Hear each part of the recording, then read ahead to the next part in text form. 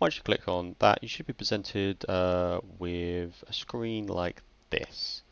Now, there are tons of things on the screen. You've got from down the properties, left-hand side, to the actual project files. And this is where your actual project files are. Not necessarily stored, but this is where you can drag and drop from your computer onto the actual project file. Now this is your layout, so this is like the design view, if you so to speak, and the event sheet is where the actual coding stuff happens, okay?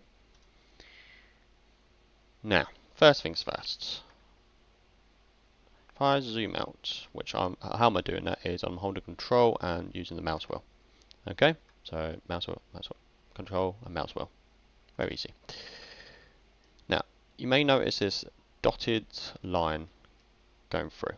Okay, this is what is actually known as the viewport size. This is what the user, the player sees. Okay, whereas this entire window is the entire game window, so to speak. So this is what the user sees. This is the entire game. It's much like if you think in Mario or Sonic or any other game. You as the user don't actually see everything that's on within the game. Okay, you only see a small part of it. And this is exactly that. The user sees a small part, whereas the actual level or game is a lot bigger. Now, if you want to ever change these two sizes, it's very simple to do. Now, if I want to change the whole game window, it's up here on size, and you can change the width and the height. So if I want to change the width, let's say 1920 by 1080, and it's just does it automatically. Now, obviously, I don't want that.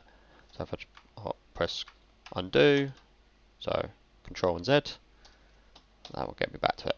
If I wanted to change the viewport size, that is even more easier to do. So project properties, need to click on view,